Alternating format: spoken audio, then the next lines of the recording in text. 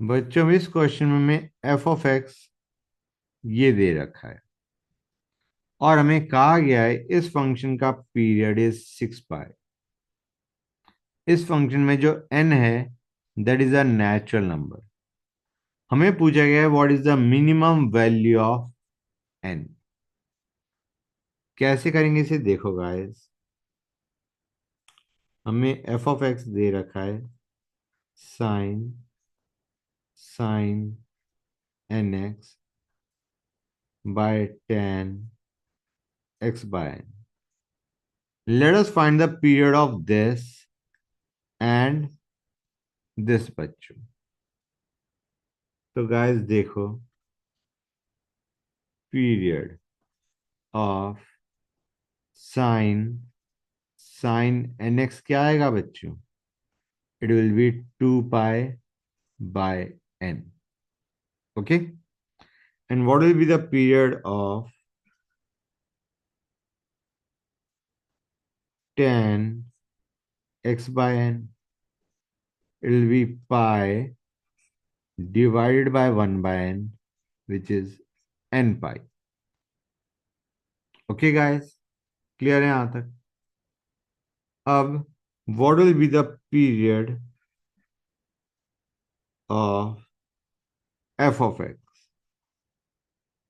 It will be LCM of period of numerator and denominator. It will be LCM of period of numerator and denominator बच्चों। अब guys हमें पता है LCM of this can be written as LCM of 2 pi n pi by HCF of nn1। Clear है यहां तक। अब guys यहां पे इसमें थोड़ी समस्या है। इसका जो एलसीएम है it depends on the value of n। तो let us make cases. Case 1 हमने लिया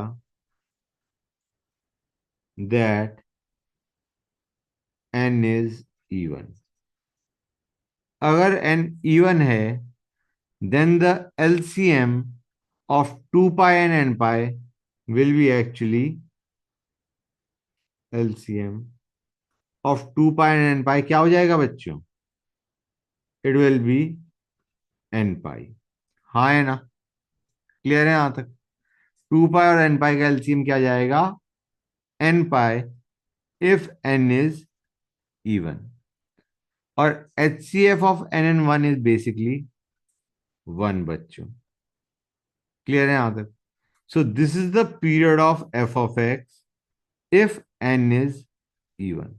क्लियर है यहां तक।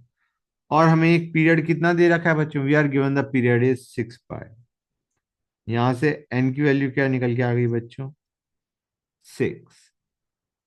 Now let us discuss second case, case 2, when n is odd। अगर n odd है बच्चों तो 2 पाई और n पाई का एलसीएम क्या आएगा। It will B 2n pi. Clear है यहां तक। और HCF of nn1 was 1 only. हमें दे रखा है पीरियड इज 6 पाई। यहां से अगर तुम n की वैल्यू निकालोगे इट विल कम आउट 3 बच्चों। समझ आ रहा है नहीं आ रहा है गाइस। अगर n इवन है तो n की value the value of n is 6। और अगर n ऑड है तो n की वैल्यू इज 3 बच्चों। क्लियर है यहां तक। गॉट इट और नॉट गाइस। गुड।